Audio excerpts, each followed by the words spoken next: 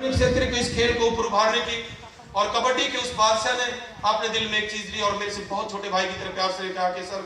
विश्वविद्यालय रोहतक जिस प्रकार से अपने खिलाड़ियों को प्रोत्साहित करता है, मैं जब तक अपनी शिक्षा लूंगा, जब तक मैं कबड्डी में रहूंगा, मैं अपने विश्वविद्यालय के लिए, अपने गांव के लिए और देश के लिए काम करूंगा। इसलिए मुझे को रोजी रोटी या नौकरी नहीं चाहिए। इसी जिज्ञासा ने उस भाई को एशियन गेम्स के दूसरे एशियन गेम्स में हिंदुस्तान का फिर से गोल्ड मेडलिस्ट बना दिया। आप ये उपलब्धि मैं इसलिए बता रहा हूं कि आप जहां तक मैं लेके जाऊंगा मेरी बात को आप अंत में मान पाएंगे कि वास्तव में जिस व्यक्ति के मैं कुछ बोल रहा हूं कि वास्तव में फिटनेस की कितनी बड़ी जरूरत है। आज एकाग्रता और मानसिकता के सुदृढ़ होने की हमें कितनी आवश्यकता है और कितने आज्ञाकारी बेटे और बेटे होने की जरूरत है समाज में माँ बाप की। उस भाई ने लास्ट एशियन गेम्स के अंदर एक बार फिर हिंदुस्तान के लिए नतमस्तक बनकर 3 बार हिंदुस्तान के लिए एशियन गेम्स में गोल्ड मेडल दिया और गोल्ड मेडल भी किस रूप में दिया कि तीनों बार ही वो हमारा भाई हिंदुस्तान की टीम का कैप्टन घोषित किया गया, उसके नेतृत्व के नीचे। आपकी इन सभी उपलब्धियों को देखते हुए भारत के राष्ट्रपति ने आपको सर्वोच्च अवार्ड अर्जुन अवार्ड से सम्मानित किया और आज उन बोलियों में निजामपुर के इस गांव के अंदर कल जो 25 लाख में ऊपर की बोली लगी, उस गांव के 9 खिलाड़ियों का सिलेक्शन किया गया।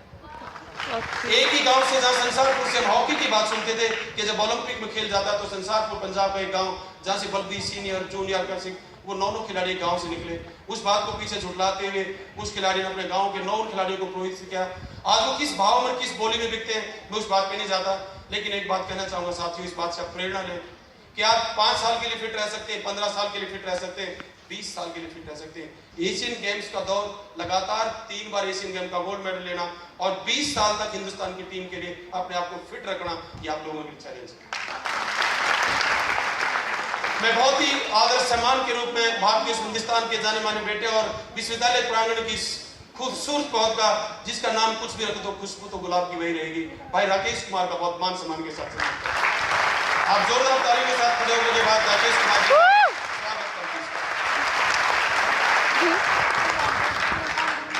मैं आज की इस पारितोषिक वितरण समारोह की कड़ी को आगे बढ़ाऊं। अक्सर मेरे साथी जगबीर राठी जी कई बार लगता है कि वो मेरे लिए कुछ बोलते हैं, मैं उनके उधार के लिए कुछ बोल दूं। वास्तव में जो इंसान जो काम करता है उसके लिए उसकी बड़ाई नहीं, उसकी प्रेरणा ही नहीं, उसका प्रोत्साहन ही नहीं, अपितु दिल की गहराई से उस भाई के लिए बहुत कुछ बोलना चाहिए। जहाँ खेल और सांस्कृतिक गतिविधियों के अंदर इस विश्वविद्यालय ने अपना भी नाम रोशन किया, हरियाणा की माटी के इस नौजवान ने हरियाणवी बोली को अमेरिका तक पहुंचाकर एक राष्ट्रीय कवि के रूप में उसने अपनी एक जगह बनाई। आप जोरदार ताली के साथ मैं बहुत ही आदर सम्मान के रूप में हमारे कुछ साथी,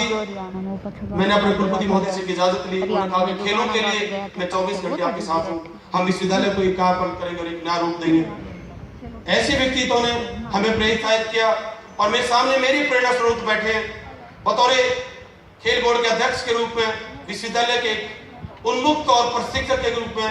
मैं ये दावे के साथ कह सकता हूं कि मिशनरी विजन के रूप में बहुत उच्च कोटि के